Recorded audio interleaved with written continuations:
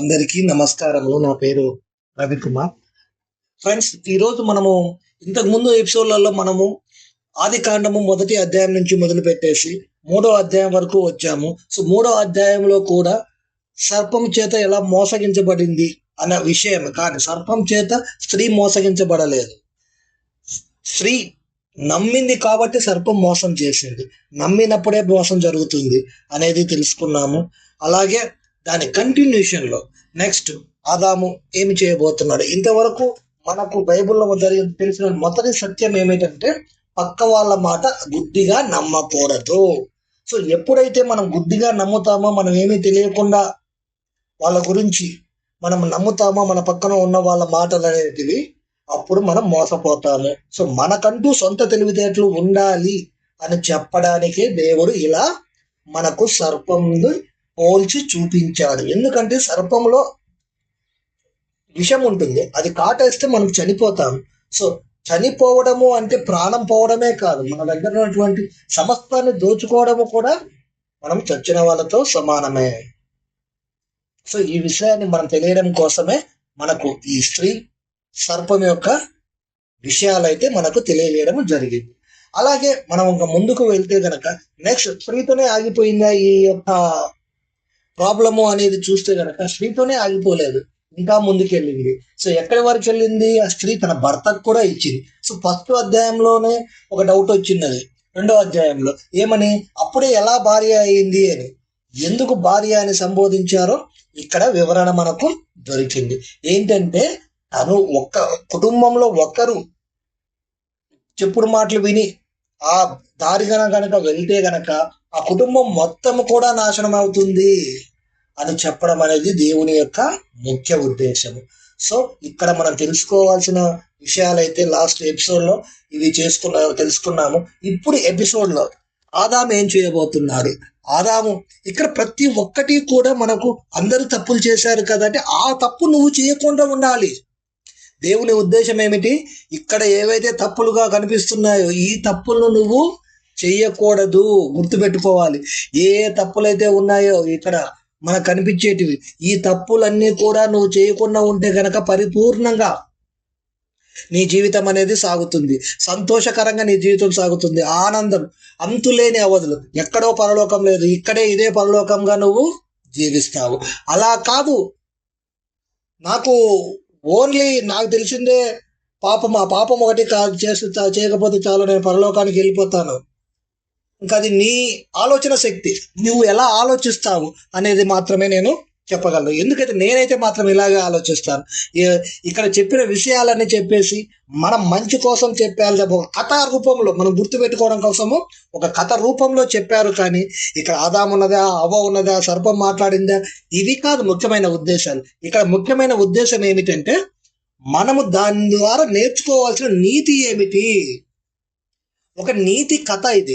So అక్కడ వాడులింగ్ గనక మనం అక్కడ ఉన్నటువంటి పదాలను చక్కగా గమనించినట్లయితే గనక దేని స్వభావం ఎలా ఉంటుంది, స్త్రీని మోసం చేయడం ఈజీనా, పురుషుని మోసం చేయడం ఈజీనా అని పక్క వాళ్ళు చేశారు, పక్క వాళ్ళు ప్లాన్ చేశారు.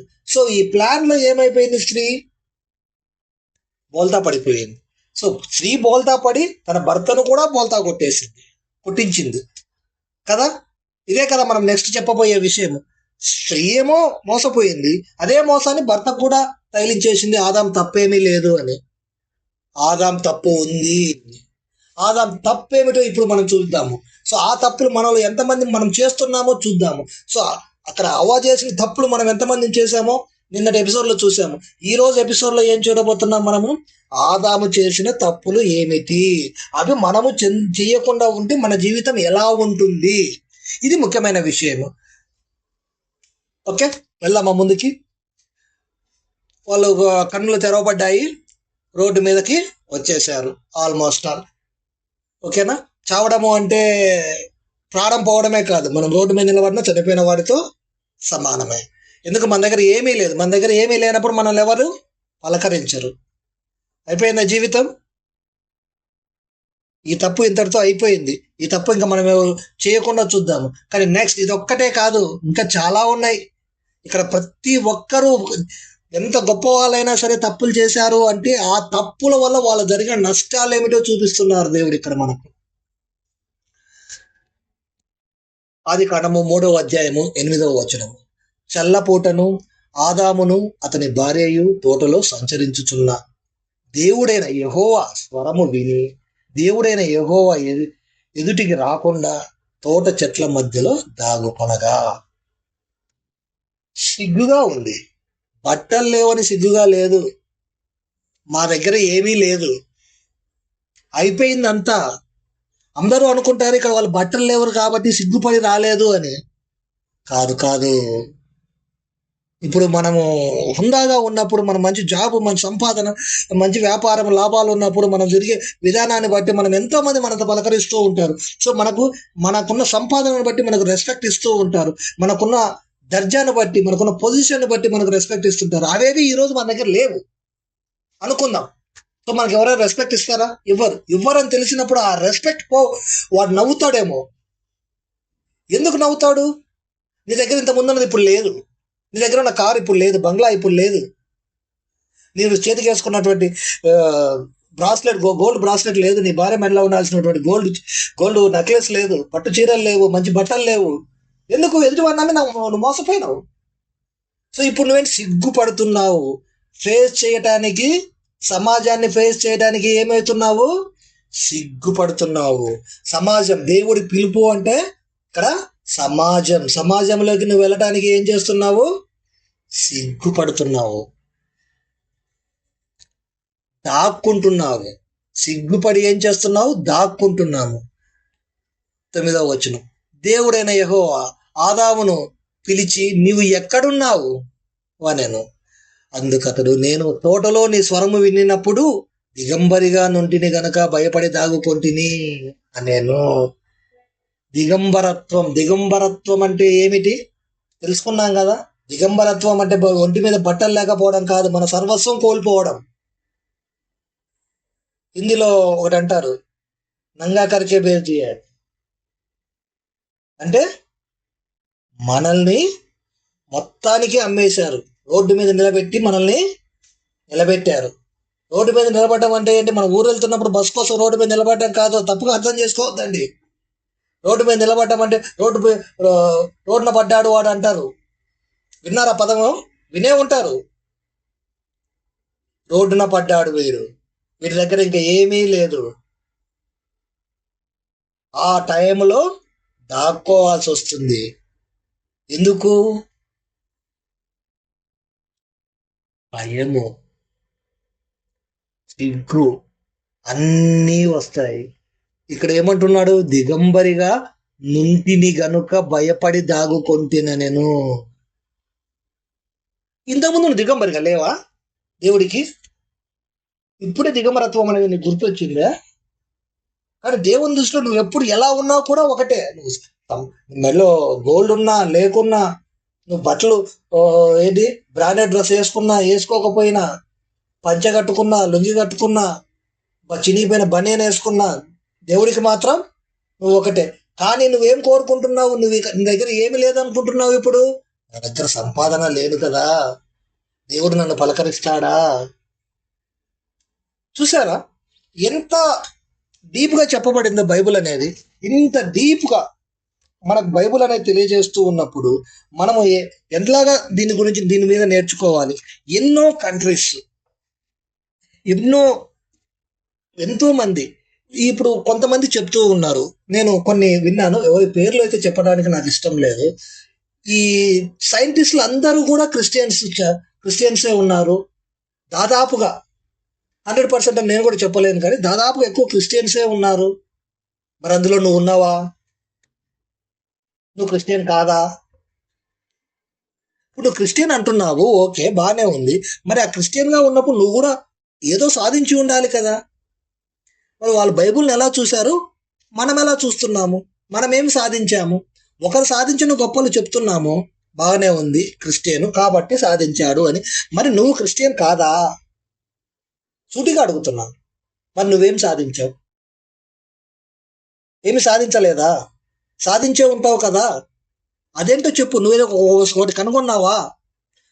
ప్రజలకు ఉపయోగపడేది ఒకటి నేను కనుగొన్నాను అని నువ్వు చెప్పు. ఒక వస్తువు నేను కనుగొన్నాను యాజ్ ఎ క్రిస్టియన్ అని చెప్పేసి. ఏ దేశం వాడో కనుగొన్నాడు అని చెప్తున్నావు, నువ్వేం కనుగొన్నావు? ఓకేనా? ఓకే, ఇప్పుడు ఆదాము ఏమి చేశాడు? నేను దిగంబరినై ఉన్నాను, సిగ్గుతో భయముతో బయట ప్రపంచంలోకి రాలేకపోతున్నాను, గదిలో తలుపులు వేసుకొని ఉంటున్నాను, నా బంగ్లా పోయింది, నా కారు పోయింది, నా ఫర్నిచర్ అంతా పోయింది, ఒక చిన్న ఇల్లు తీసుకున్నాను అద్దెకు, ఆ అద్దె కూడా కట్టకపోతే ఎప్పుడు తరిమేస్తారో తెలియదు, అందుకని తలుపులు వేసుకొని ఉన్నాను. నీ స్వరం అయితే విన్నాను, కానీ రావటానికి నాకేమవుతుంది? ఏమవుతుంది? భయం వేస్తుంది. అందుకే నేను తలుపులు వేసుకొని దాక్కున్నాను. ఇటువంటి పరిస్థితి మనకి ఎప్పుడు వస్తుంది? ఆదాంకి ఎప్పుడు వచ్చిందో చూద్దామా? అవ్వా కంటే చెప్పు మాటలు విన్నది, కానీ మరి ఆదాంకి ఎందుకు వచ్చింది ఈ పరిస్థితి? ఆదాము కూడా చెప్పుడు మాటలు విన్నాడా? కాదు, ఇంకొకటి చేశాడు ఇక్కడ ఆదాము. ఇంకో తెలివైన విషయం చేశాడు, చెప్తాడు చూడండి తర్వాత. ఆయన గొప్పతనం కూడా ఆయన చెప్పుకుంటారు. అందుకు ఆయన, నీవు దిగంబరివని నీకు తెలిపిన వాడెవడు? అసలు నువ్వు దిగంబరివని నీకు ఇంతకుముందు తెలియదే, ఇప్పుడు ఎలా తెలిసింది నీకు? పుట్టేటప్పుడు ఏమన్నా తీసుకొచ్చావా? పోయేటప్పుడు ఏమన్నా తీసుకెళ్తావా? నీ దగ్గర ఉన్న శరీరం అదే కదా మొదటి నుంచి. నువ్వు పుట్టినప్పుడు అట్లా ఉన్నావు, ఇప్పుడు అలాగే ఉన్నావు. ఇప్పుడు నువ్వేవైతే దిగంబరివని చెప్తున్నావో, నువ్వు ఇంతవరకు ఏవైతే నీ యొక్క అందచందాలను మెరుగులు దిద్దుకున్నావో, వాటికి కావాల్సినటువంటి వస్తువులన్నీ కొనడానికి నీ దగ్గర డబ్బు ఉన్నది, కానీ ఇప్పుడు లేదు, అంతే తేడా. నువ్వు బ్యూటీ పార్లర్కి వెళ్ళడానికి, హెయిర్ సొల్యూషన్కి వెళ్ళడానికి, ఏమంటారు దాన్ని, పార్టీలకు వెళ్ళటానికి, ఇంకోటి అన్ని చేయడానికి అప్పుడు డబ్బు ఉన్నది కాబట్టి నువ్వు దిగంబరి అన్న విషయం నీకు తెలియలేదు. ఈరోజు నీ దగ్గర డబ్బు లేదు కాబట్టి నువ్వు దిగంబరి అని అనుకుంటున్నావు. అసలు ఈ విషయం నీకు చెప్పింది ఎవరు? నువ్వు పుట్టుకతోనే దిగంబరివి, ఇప్పుడు కొత్తగా దిగంబరి అవ్వడం ఏంటి? ఈ దిగంబరి అని నీకు ఎవరు చెప్పారు? ఎవరు చెప్పారంటే, నా దగ్గర డబ్బులు ఏది కొనడానికి నా దగ్గర డబ్బులు లేవు, అప్పుడు నేను దిగంబరిని కాక ఏమవుతాను? కరెక్టే కదా? మన దగ్గర అన్ని డబ్బులు ఉన్నాయనుకో, మనకి ఉండే మర్యాద వేరు. యోబు గ్రంథం కనుక మనం ఒకసారి చూసినట్లయితే కనుక ఆయన చాలా క్లియర్గా చెప్తారు. డబ్బు ఉన్నప్పుడు నన్ను ఎలా రిసీవ్ చేసుకునే వాళ్ళు, డబ్బు లేకపోతే ఈ పరిస్థితిలో ఉన్నప్పుడు నన్ను ఎలా రిసీవ్ చేసుకుంటున్నారు అనేది ఆయన చాలా క్లియర్గా చెప్తారు. సంపాదన, డబ్బు కావాల్సినటువంటి పని వాళ్ళు ఉన్నప్పుడు నన్ను ఎలా రిసీవ్ చేసుకునే వాళ్ళు, ఇప్పుడు నన్ను ఎలా రిసీవ్ చేసుకుంటారు అనే విషయము ఏబు గ్రంథంలో చాలా క్లియర్గా రాశారు. చదవండి ఒకసారి ఏబు గ్రంథాన్ని. ఏబు గ్రంథాన్ని మనం ఏకాడికి భక్తి మార్గంలోనే చదవద్దు. ఒక భక్తే కాదు, అందులో ఇంకా చాలా విషయాలు ఉన్నాయి, అవి చదవండి. అప్పుడు తెలుస్తుంది మీకు ఏమి చెప్పదలుచుకున్నాడు దేవుడు మనకు. ఇక్కడ డబ్బు ఉంటే ఎలా ఉంటుంది, డబ్బు లేకపోతే ఎలా ఉంటుంది, డబ్బు ఉన్నా లేకున్నా నిన్నుగా చూసేవాడు దేవుడు. ఆ దేవుడివి నువ్వే. ఎందుకంటే దేవుడు తన స్వరూపంతో నిన్ను తయారు చేశాడు. ఆయన స్వరూపంతో నిన్ను తయారు చేసినప్పుడు ఆయనలాగానే ఉంటావు కదా. నువ్వే కదా దేవుడివి. నేనుండగా మరొక దేవుడు ఎందుకు నీకు అని చెప్పాడు కదా. నేనే కదా నిన్ను తయారు చేసుకున్నాను. ఎవరు తయారు చేసుకున్నారు ఇక్కడ? నేను నిన్ను తయారు చేసుకున్నాను. అప్పుడు నువ్వు నేను ఒకటే కదా. అంటే దేవుడిలాగా మనకు శక్తుల గురించి ఎక్కడా కూడా దేవుడు మాట్లాడలేదు. అందుకే జీసస్ ఒక మాట చెప్తాడు, నీకు గనక కాన్ఫిడెన్స్ ఉంటే గనక కొండ కూడా కింది దిగి వస్తుంది అని. కాదా? చెప్పలేదా? అంటే చెప్పడం అంటే ఏంటిది అంటే, ఇప్పుడు దేవునికే శక్తి ఉండి తీసుకొస్తానని చెప్పాడా? నేను మాత్రమే ఆ కొండను కిందికి తీసుకురాగలను, మీరు తీసుకురాలేరని చెప్పాడా? లేదు కదా. నీకు గనక కాన్ఫిడెన్స్, నమ్మకం అనేది ఉంటే గనక కొండ కూడా కిందికి దిగి వస్తుంది. అవునా? మరి నువ్వు ఎందుకు, నీకు ఇప్పుడు ఏమి లేదని నువ్వు సిగ్గుపడుతున్నావు? అంటే బట్టలు లేకుండా తిరగమంటారా అండి? ఈ ఇక్కడ ఈ బట్టల గురించి ఎట్లా ఆలోచిస్తున్నావు నువ్వు?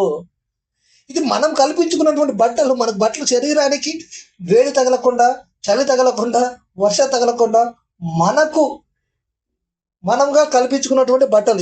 ఎందుకు అందరూ ఒకే రకమైన బట్టలు వేసుకోరు? మరి ఒక్కొక్క దేశంలో ఒక్కొక్కలాగా వేసుకుంటారు. ఎందుకు? మరి నువ్వు అనుకున్న బట్టలు అయితే కనుక అందరు అలాగే వేసుకోవాలి కదా. అసలు బట్టలే లేకుండా నేచర్లో ఉన్న వాళ్ళు కూడా ఉన్నారు, తెలుసా మీకు? వాళ్ళు బట్టలు అనేటివి వేసుకోరు. ఒక జంట ఉంది, ఆ జంట బట్టలు వేసుకోరు. వాళ్ళు ఊరికి కొంచెం దూరంగా ఉంటారు. వాళ్ళకి కావాల్సిన సరుకులు అవేవి తెచ్చుకుంటారు. అక్కడ చిన్న తోట వేసుకొని అవి తినే, ఇదే మా ప్రకృతి, ఇదే మేము ఇలాగే పుట్టాము, ఇలాగే పోతామంటున్నారు వాళ్ళు. ఇచ్చంటావా? కానే కాదు. దేవుడు చెబుతున్నది ఇప్పుడు నువ్వు వేసుకునే బట్టల గురించి మాత్రం కాదు. గుర్తుపెట్టుకో. నువ్వు ఇప్పుడు వేసుకునే బట్టల గురించి అనుకొని మోసపోయావో నీ జీవితాము అంతా అలాగే ఉంటావు. అసలు నువ్వు దిగంబరివని నీకు తెలిపిన వాడెవడు? నీవు తినకూడదని నేను ఆజ్ఞాపించిన ఫలవృక్షంలో తింటివా అని అడిగాను. నువ్వు దిగంబరివని నీకు చెప్పింది ఎవరు? నేను ఏదైతే నమ్మొద్దని చెప్పానో, నేను ఏదైతే పని చేయొద్దని చెప్పానో, ఫస్ట్ ఏం చెప్పాడు? ఆజ్ఞ అతిక్రమించడం అంటే ఏమిటి? నేను ఏదైతే నీకు పని చేయొద్దని చెప్పానో ఆ పని నువ్వు చేసినట్టున్నావుగా. ఇప్పుడు మనం అనుకుందాము, ఇప్పుడు సర్వజ్ఞాని దేవుడు, మరి పాము సర్పం వచ్చి స్త్రీతో మాట్లాడిన విషయం తెలియదా దేవుడికి? ఏం చేస్తున్నాడు అప్పుడు దేవుడు? మరి సర్పం వచ్చి స్త్రీతో మాట్లాడుతున్నప్పుడు దేవుడు వచ్చేసి నువ్వు ఎందుకు ఇట్లా మాట్లాడుతున్నావు అని చెప్పాలి కదా. ఎందుకు చెప్పలేదు? ఎందుకు ఆ స్త్రీని అడుగుతున్నావు తినవచ్చా తినకూడదా అని? ఆయనకు ఆ సృష్టిలో జరుగుతున్నది తెలియదా? ఆ రోజున ఇద్దరు మనుషుల్ని చూడలేని వాడు ఈ రోజు ఇంతమంది కోట్ల జనాభాను చూడగలుగుతారా? ఎలా చూడగలుగుతారు చెప్పండి? ఇప్పుడు ఆ ఇద్దరు వ్యక్తులు, కొన్ని జంతువులు ఉన్నప్పుడు దేవుడు వాళ్ళను జరుగుతున్న సంభాషణను చూడలేడా? మరి చూసేవాడేది ఎందుకు ఆపలేదు? మీరు ఇప్పుడు మనం అనుకున్నటువంటి దిగంబరత్వము, బట్టలు లేకపోవడము, సర్పం రావడము, సర్పాన్ని చూస్తేనే ఇది మనకు శత్రువు అనుకోవడము, ఇవన్నీ చూస్తే కనుక సర్పము యుక్తి గలది అని ఇవన్నీ తెలిసినప్పుడు మన దేవుడు ఎందుకు ఆ క్షణం అప్పుడు ఆపలేదు?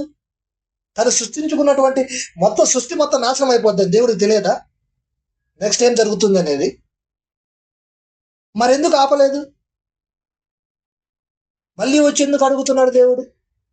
నువ్వు తింటివా? నేను చెప్పి తిని కదా నీకు,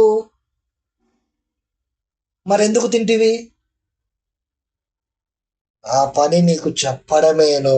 మన అంతరాత్మ, మనలో ఉన్న అంతరాత్మ మనకు, మన దేవుడిగా మనకు అన్నీ చెబుతూ ఉంటుంది.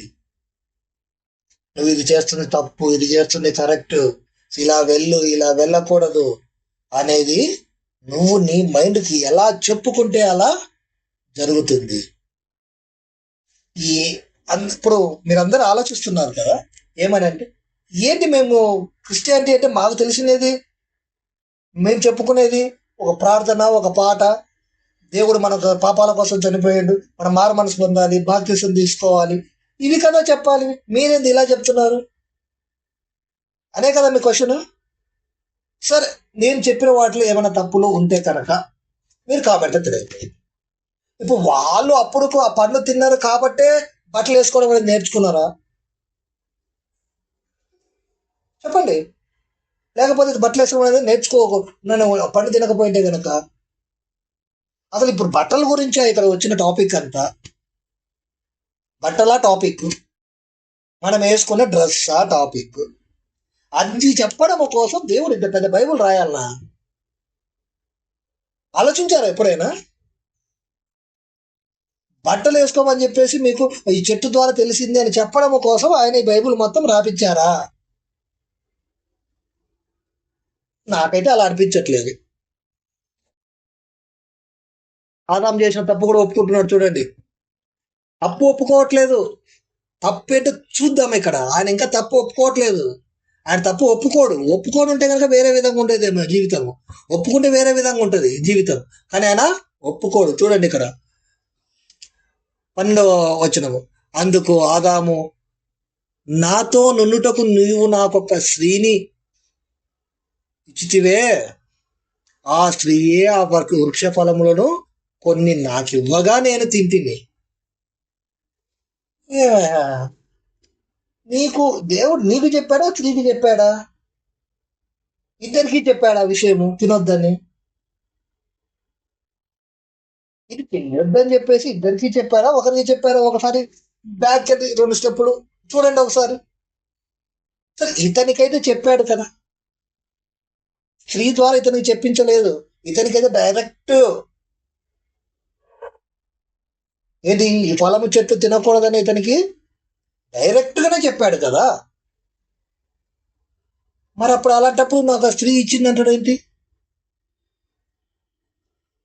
మనము జీవితంలో మనం చేసే తప్పు ఇంకొకటి ఏమిటంటే, మన తప్పును మనం యాక్సెప్ట్ చేయకుండా పక్కవాడి మీద నెట్టివేయడము. అదే ఆదాం చేశాడు ఇక్కడ. మనలో ఉన్నటువంటి ఏవైతే ప్రాబ్లమ్స్ ఉన్నాయో అవన్నీ కూడా ఇక్కడ బైబుల్ మనకు చూపిస్తుంది.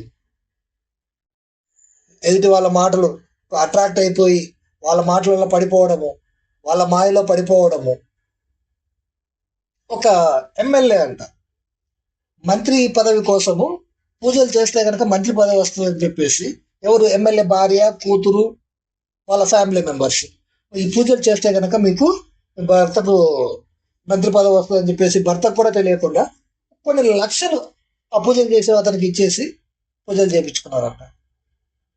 ఏమైంది? ఆ డబ్బులు పోయిన తర్వాత తెలిసి వచ్చింది, చేతులు కాలిన తర్వాత ఆకులు పట్టుకున్న లాభం లేదని ఆ తర్వాత తెలిసింది. అప్పుడు భర్త వచ్చి పిలుస్తున్నాడు, ఆ డబ్బులు ఉన్నాయి కదా అవి ఏమైనాయని.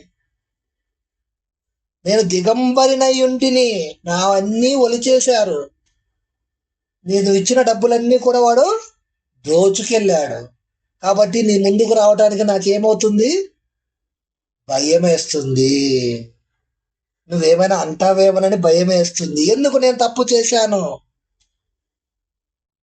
అది నాకు అర్థమైంది. కాబట్టి నీ ఎదుటికి రావడానికి నాకు భయం వేస్తుంది. ఎందుకు చేసావాలా? నేను చెప్పాను కదా నీకు. అంటే నేను చేయలేదు, ఇదిగో మన అమ్మాయి చేపిస్తే డాడీకి మంచిదని చెప్పింది. తప్పు చేశాను, చేసి మళ్ళీ ఏం చేస్తున్నాను నేను? పక్క వాళ్ళ మీద నెట్టేస్తున్నాను. ఈరోజు మనం చేస్తున్న తప్పులలో ఇదొక పెద్ద తప్పు. ఏం చేస్తాం మనము? మన తప్పులన్నీ కూడా పక్క వాళ్ళ మీద నెట్టేసి మానసికమైనటువంటి ఆనందాన్ని పొందుతాము. ఏంటి మానసికమైన ఆనందం? నేను చేయలేదు, నేనే తప్పు చేయలేదు, వాళ్ళు చెప్తే చేశాను అంతే, నాకంటూ ఏమీ తెలియదు, నేను నిరుపరాధిని. జీసస్ విషయంలో అప్పుడున్నటువంటి రాజు చేతులు కడిగేసుకున్నాడు కదా, నాకైతే ఏమీ సంబంధం లేదు అని. సంబంధం లేకపోతే నువ్వేట రాజు అవుతావు? ఒక శిక్ష వెయ్యాలన్నా, శిక్ష తగ్గించాలన్నా, శిక్ష వేయకూడదన్నా తీర్పు తీర్చాల్సినది నువ్వే కదా. నాకు సంబంధం లేదు, మీ ఇష్టానుసారంగా చేసుకోమంటాను, నువ్వెందుకు? ఇంకా వాళ్ళు నాకు చెప్పినారు, నేను చేసినాను, ఇంతేనా? ఇలాగే జీవితం అనేది గడుస్తుందా? ఎంతకాలం అని చెప్పేసి ఎదుటి వాళ్ళ మీద తప్పులు వేసుకుంటూ వెళ్ళిపోయినప్పుడు ఏదో ఒక రోజు నువ్వు దొరకవా? ఆ రోజు నీ పరిస్థితి ఎలా ఉంటుంది? ఎప్పుడైనా గమనించావా ఈ విషయాన్ని? ఈరోజు ఏదో ఒక రోజు నేను దొరుకుతాను, ఆ రోజు నా పరిస్థితి ఎలా ఉంటుంది ఏమిటి అనేది ఎప్పుడైనా గమనించావా? ఏ కాడికి ఈరోజు తప్పించుకుంటే చాలు, ఈరోజు పక్క వాళ్ళ మీద నెట్టేశాను, అబ్బా హ్యాపీగా నిద్రపోయాను అనుకుంటున్నావా? ఇదంతా కలిపి ఒకరోజు వస్తుంది మరి నీ దగ్గరికి, ఎక్కడికి పోదు ఏది కూడా. ఇవి కదా దేవుడు చెప్పిన విషయాలు, ఇవి కదా మనం నేర్చుకోవాల్సినవి. ఏం చేశారు దేవుడు? మనకు ఉండే శత్రువులు ఎవరెవరు ఉన్నారు, మనం చేసే మంచి పనులు ఏమిటి, చెడ్డ పనులు ఏమిటి అనేది బైబిల్లో క్లియర్గా రాయబడింది. ప్రతి ఒక్క విషయం మీద, మనలో ఉన్నటువంటి ప్రతి ఒక్క గుణాన్ని, మనలో ఉన్నటువంటి ప్రతి ఒక్క చెడ్డ గుణాన్ని దేవుడు చాలా చాలా చాలా క్లియర్గా ఇక్కడ బైబిల్ మొత్తంలో చూపించాడు. నేను బైబిల్ చదువుతాను. ఏం చదువుతావు? ఆది కాండం నుంచి ప్రకటన గ్రంథం వరకు మొత్తము చదువుతాను. అవునా? ఏం నేర్చుకున్నావు? పాపం చేయకూడదు. ఏంటి పాపాలు?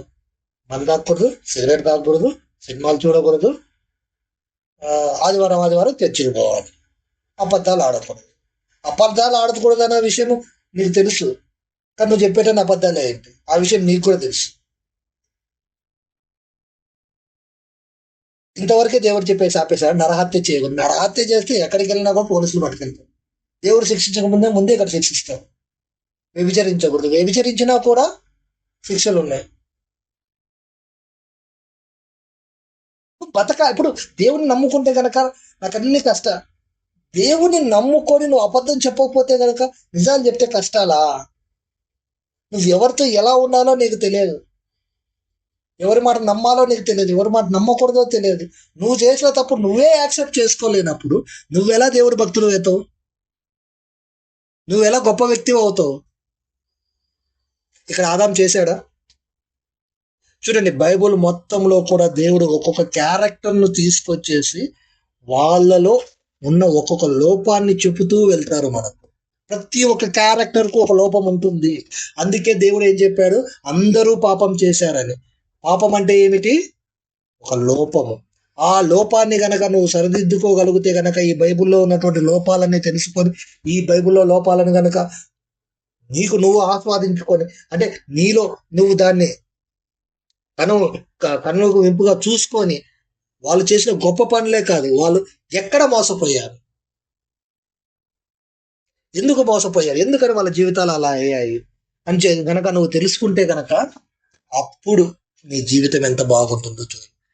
ఈవెన్ జీసస్ కూడా మోసపోయాడు కదా, తన శిష్యులే తనను పట్టించారు కదా, తన శిష్యుల్లో ఒకడైనటువంటి వాడే పట్టించాడు కదా, ఇతనే జీసస్ అని చెప్పాడు కదా. అంటే ఏంటి? మన శత్రువు ఎప్పుడైనా ఎక్కడ ఉంటాడని దాని అర్థము మన పక్కనే ఉంటాడని కదా అర్థము. మరి దాన్ని ఎందుకు నువ్వు గ్రహించలేకపోతున్నావు?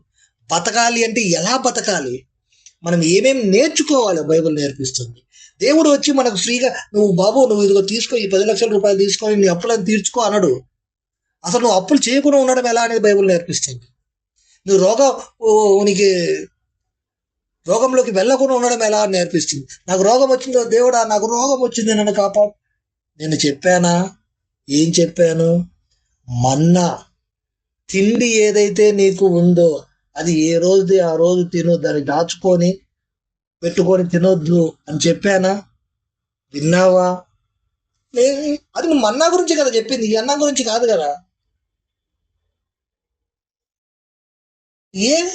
మన్నా మాత్రమే గురించి చెప్పాడు అక్కడ.